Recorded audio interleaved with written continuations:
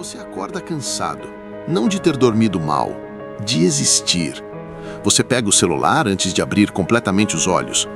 Você tem um dia cheio pela frente. Trabalho, tela, comida rápida, mais tela, 5 horas de sono. Repete amanhã. Isso é fraqueza? É frescura? Ou é o sintoma de algo que ninguém quer chamar pelo nome? Um médico de emergência americano chamado Seth, que passou 20 anos estudando performance humana, descreveu algo que ele vê todo dia na sua prática clínica. Pessoas de 30, 40 anos com marcadores de saúde de alguém com 60, síndrome metabólica, pressão alta, pré-diabetes, inflamação crônica, ansiedade, depressão. E quando ele olha para como essas pessoas vivem, o padrão é sempre o mesmo: 10 horas sentado, comida processada, 5 horas de sono. Repete amanhã. Ele diz uma coisa que ficou na minha cabeça: o corpo delas não está falhando com elas, a vida moderna está falhando com o corpo delas. Pensa comigo, o ser humano evoluiu para caminhar entre 15 e 25 quilômetros por dia, caçar, construir, mover constantemente. Hoje, a média é menos de 3.000 passos. Ficamos sentados 10, 12 horas. E quando os músculos param de contrair, eles param de puxar glicose do sangue. A resistência à insulina começa, o metabolismo desacelera. O corpo interpreta aquilo como estou doente ou me machucando, porque em estado natural, animais saudáveis não ficam parados 12 horas, só os doentes ficam. E a comida? Por 99% da história humana, comemos o que caçamos ou colhemos. Hoje, 60% das calorias da pessoa média vêm de alimentos ultraprocessados que não existiam há 100 anos. Óleos industriais, açúcar refinado, aromatizantes artificiais, engineered para ser tão viciante quanto possível. Seu corpo não sabe o que fazer com isso. O sistema imune trata como invasor, inflamação constante, intestino destruído. E junto com ele, humor instável, ansiedade, névoa mental. Não é culpa sua, é incompatibilidade biológica. Mas aqui está o que me intriga. Isso não é só fisiologia, é também algo que a filosofia tentou nomear muito antes de virar pauta de saúde. Byung-Chul Han, um filósofo coreano, escreveu um livro chamado A Sociedade do Cansaço. A tese é simples e brutal. Deixamos de ser controlados pela proibição e passamos a ser controlados pela obrigação. Não é mais você não pode, é você pode tudo, deve tudo, precisa ser tudo. E quando o limite vem de dentro, quando você é ao mesmo tempo o carrasco e a vítima, não tem como fugir. O resultado é uma geração inteira que se esgota tentando se superar, que não descansa porque descansar virou preguiça, que não para porque parar virou fracasso. Zygmunt Bauman chamou o nosso tempo de modernidade líquida. Nada é sólido, nada é permanente. Empregos, relacionamentos, crenças, identidades, tudo muda, tudo pode ser descartado. Mas o ser humano foi construído para a estabilidade, para raízes, para pertencimento. Quando você tira isso e coloca no lugar uma tela com possibilidades infinitas, o resultado é a ansiedade, paralisia, a sensação constante de estar ficando para trás. E Nietzsche, que viveu no século XIX, mas parecia escrever para hoje, dizia que o niilismo era o maior perigo da modernidade. Não a pobreza, não a guerra, o vazio de sentido. Quando tudo pode ser comprado, curtido, consumido, o que ainda tem peso? O que ainda importa de verdade?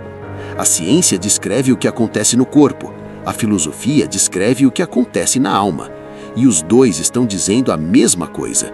Mas como chegamos aqui? Porque não foi por acaso. A Revolução Industrial foi o primeiro passo. Pela primeira vez na história, era possível ganhar dinheiro ficando parado, fazendo tarefas repetitivas por 12 horas. Produtividade subiu, saúde começou a cair. Ninguém se importou, porque o objetivo não era saúde, era eficiência e lucro. Depois vieram as empresas de alimentos, que descobriram algo preciso. Se você combinar açúcar, gordura e sal nas proporções certas, você consegue sobrepor os sinais de saciedade do cérebro humano. Cientistas de alimentos chamavam isso de bliss point, o ponto exato em que a comida se torna irresistível.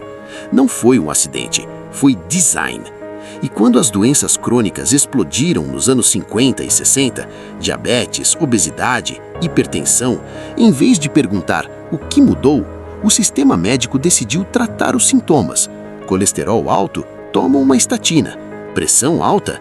Toma um beta-bloqueador. Depressão? SSRI. Não porque as medicações são inúteis, algumas salvam vidas, mas porque não existe dinheiro em dizer para alguém: coma comida de verdade, durma bem, se mova, se conecte. Você não patenteia isso, você não vende isso para o resto da vida de alguém. O sistema não foi construído para te deixar saudável, foi construído para te manter funcional o suficiente para continuar trabalhando e consumindo. E quando você finalmente quebra, quando o corpo diz que não consegue mais, te dizem que é culpa sua, que você é preguiçoso, que falta disciplina.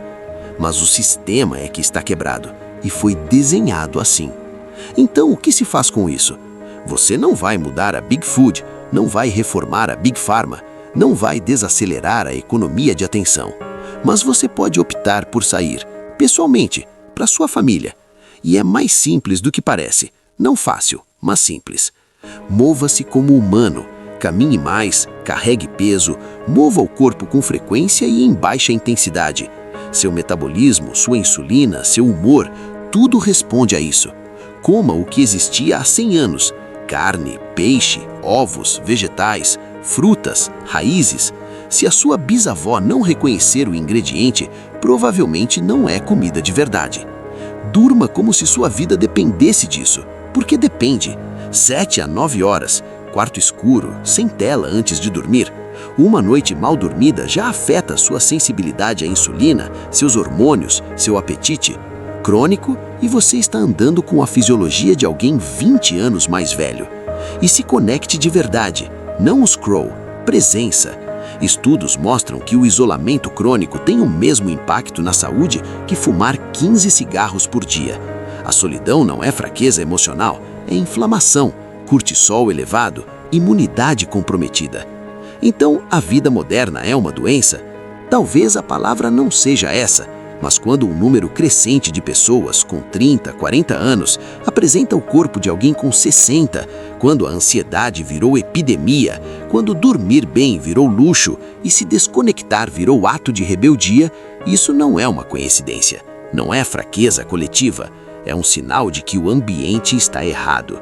O que a ciência chama de inflamação crônica, a filosofia chama de esgotamento existencial. O que o médico vê no exame de sangue, Byung-Chul Han viu na estrutura da sociedade. São a mesma coisa, vistas de ângulos diferentes.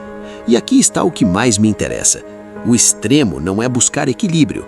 O extremo é o que chamamos de normal. Ficar sentado 12 horas é extremo. Comer alimentos criados em laboratório é extremo. Dormir 5 horas e chamar isso de produtividade é extremo. Viver como humano, mover, dormir, comer, conectar, não é luxo, é o ponto de partida. Se esse vídeo te fez pensar em algo, me conta nos comentários. Qual parte você sentiu que era sobre você? Até o próximo!